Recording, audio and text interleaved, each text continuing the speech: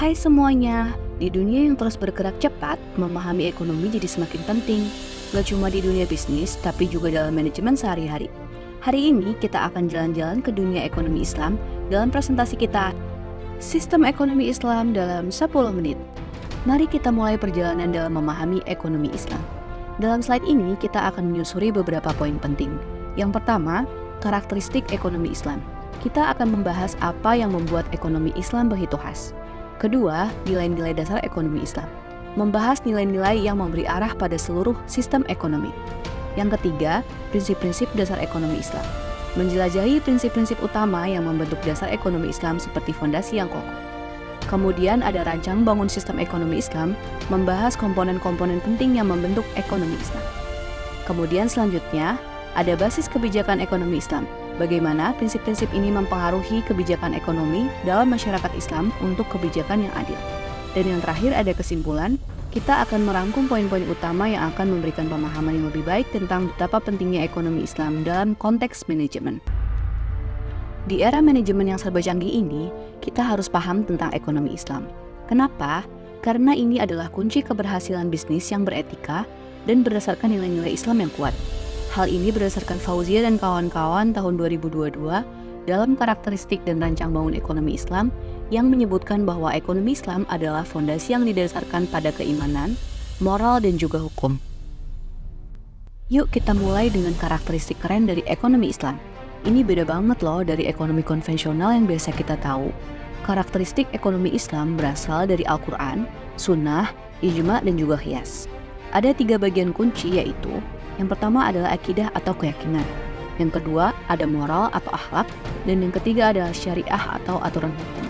Mereka inilah yang menjadi dasar besar dari ekonomi Islam.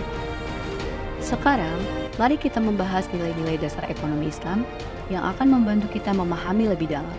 Pada dasarnya, nilai-nilai dasar ekonomi Islam terbagi menjadi 4 nilai. Yang pertama adalah nilai kepemilikan. Nilai ini mendasari bahwa semua aset dan kekayaan pada akhirnya adalah milik Allah Subhanahu wa Ta'ala. Manusia bertindak sebagai khalifah atau wakil yang bertanggung jawab atas pengelolaannya. Hal ini ditegaskan dalam Al-Quran Surat Al-Baqarah ayat 284.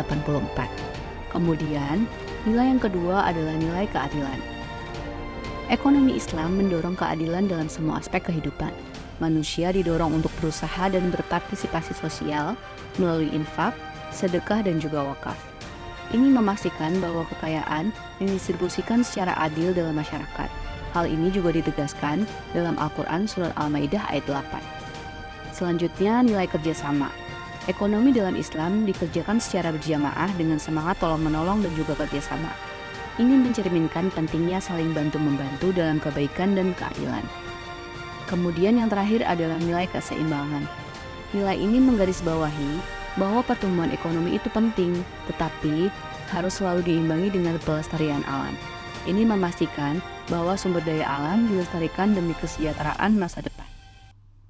Selanjutnya, kita akan membahas mengenai prinsip-prinsip ekonomi Islam yang merupakan aturan utama untuk membentuk struktur ekonomi Islam.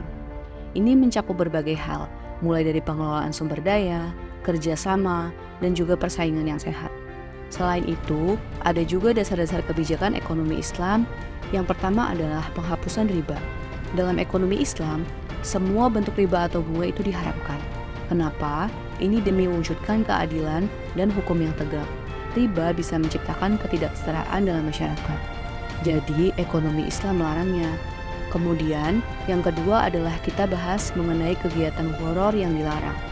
Gharar itu adalah resiko atau ketidakpastian yang berlebihan dalam transaksi ekonomi. Dalam ekonomi Islam, kita nggak boleh ngambil resiko yang berlebihan atau spekulasi yang bisa bikin ketidakstabilan dalam ekonomi. Ketiga, kita ngomongin pelarangan yang haram. Ekonomi Islam melarang transaksi yang melanggar prinsip kesenjangan, saling rela, dan yang bisa merusak martabat manusia dalam alam semesta. Ini demi menciptakan masyarakat yang lebih adil dan seimbang. Yang terakhir, pelembagaan zakat. Zakat dikelola melalui lembaga pemerintah, memastikan distribusi pendapatan yang lebih adil dalam masyarakat. Nah, selanjutnya kita bahas mengenai rancang bangun sistem ekonomi Islam yuk. Kita bisa membayangkan sistem ekonomi Islam seperti sebuah bangunan. Dalam konsep rancang bangun ini untuk memberikan gambaran tentang komponen-komponen penting yang membangun ekonomi Islam. Sebelum memulai, mari kita analogikan 6 komponen pembangun Islam yang dalam hal ini dianggap sebagai bangunan, yaitu yang pertama adalah tauhid sebagai fondasi yang kuat. Kemudian yang kedua adalah keadilan sebagai lantai dasar. Yang ketiga adalah nubuwah dan khilafah sebagai pilar penyangga. Yang keempat ma'at sebagai atap. Yang kelima peran pemerintah sebagai pintu. Dan yang terakhir adalah hasil sebagai jendela. Baiklah, mari kita bahas lebih lanjut mengenai komponen-komponen tersebut. Yang pertama adalah tauhid sebagai fondasi yang kuat. Seperti fondasi sebuah bangunan yang kuat, dalam ekonomi Islam, fondasi ini adalah keyakinan pada tauhid atau keesaan Allah sebagai sumber utama segala sesuatu. Semua aktivitas ekonomi harus didasarkan pada keyakinan ini. Kemudian yang kedua adalah keadilan sebagai lantai dasar. Keadilan adalah lantai dasar yang mendukung semua aktivitas ekonomi dalam Islam. Seperti lantai dasar bangunan yang harus stabil, keadilan menjadi dasar bagi semua transaksi ekonomi dalam Islam. Yang ketiga adalah nubuwah dan khilafah sebagai pilar penyangga.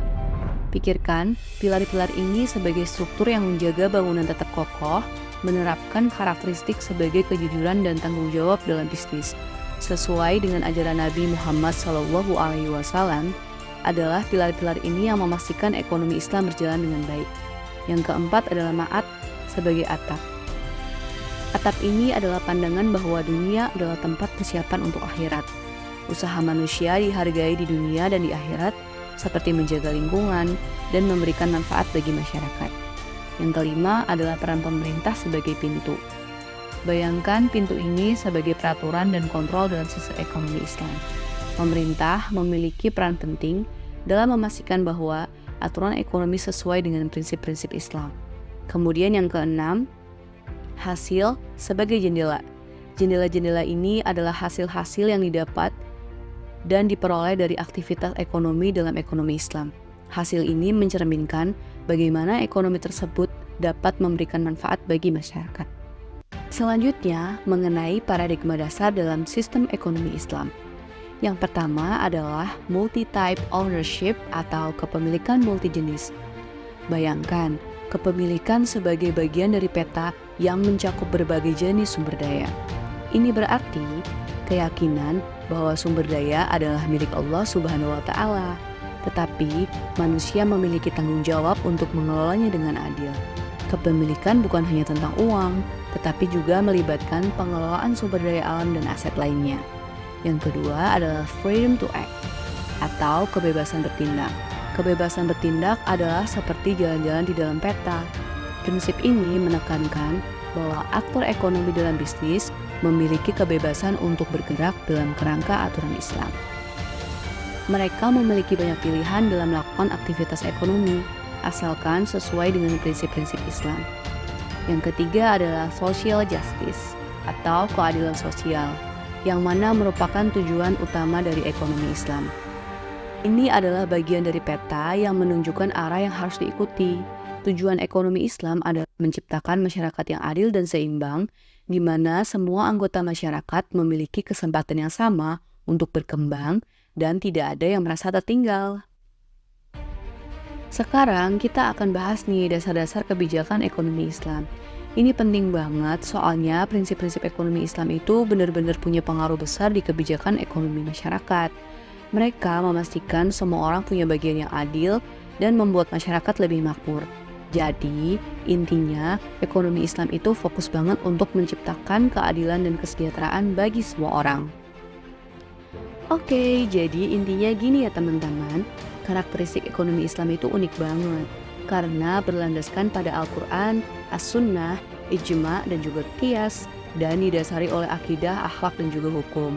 Jadi, ekonomi Islam menjauhi praktik-praktik yang gak sesuai dengan nilai-nilai ini. Lalu, desain bangunan moral ekonomi Islam itu didasarkan pada akhlak atau moral. Moral ini adalah tujuan utama Islam dan jadi panduan kita dalam berbisnis dan juga ekonomi.